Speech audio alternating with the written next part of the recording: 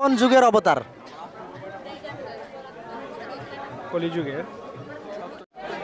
বাংলাদেশের একটি জেলার নাম ভগবানের একটা অবতারের নামের সাথে মিল রয়েছে, তো এইটা কোন জেলা? হরে কৃষ্ণ। রে কৃষ্ণ। তো প্রভু কেমন আছেন আপনি? ভালো, আপনি ভালো আছেন? এই তো আছি আপনাদের আশীর্বাদে।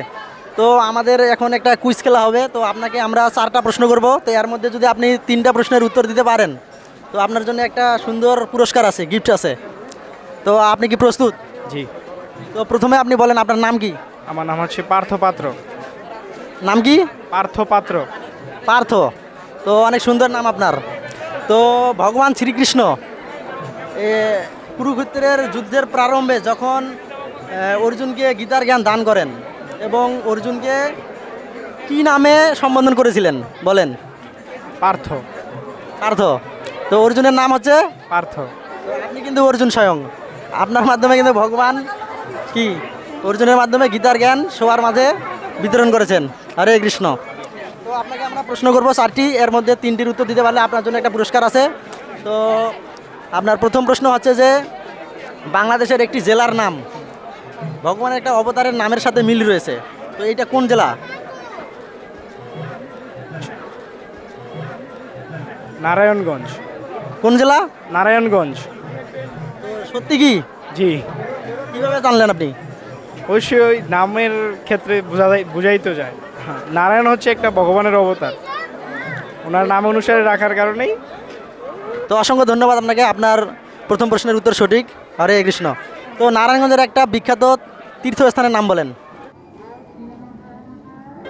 লাঙ্গলবন। লাঙ্গলবন। লাঙ্গলবন্দ। তো লাঙ্গলবন্দে আপনি গিয়েছেন কখনো? জি, অনেকবারই তো গিয়েছি। অনেকবারে।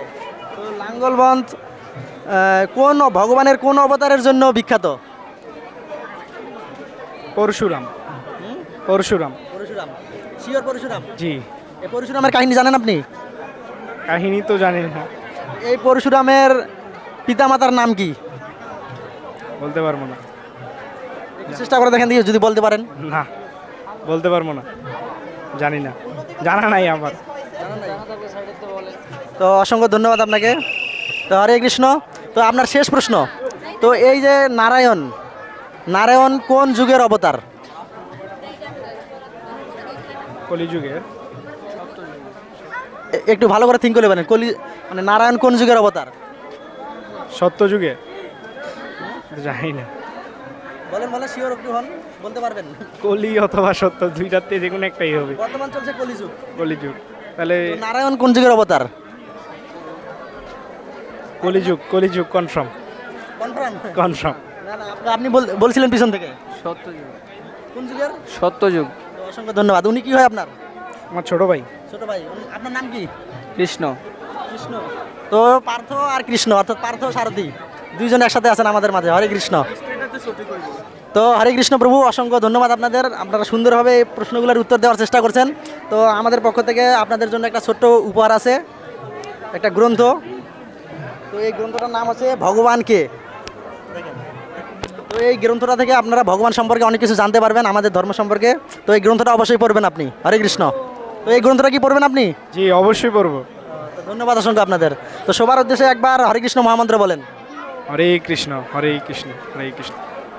পুরো মন্ত্র বলেন, হরে কৃষ্ণ হরে কৃষ্ণ হরে রাম, হরে কৃষ্ণ হরে হরে কৃষ্ণ রাম, হরে কৃষ্ণ কৃষ্ণ হরে কৃষ্ণ কৃষ্ণ কৃষ্ণ কৃষ্ণ হরে হরে কৃষ্ণ হরে, হরে কৃষ্ণ, এইটা বলেন। হরে কৃষ্ণ কৃষ্ণ কৃষ্ণ হরে হরে, হরে রাম রাম রাম হরে হরে। হরে কৃষ্ণ। অসংখ্য ধন্যবাদ প্রভুকে।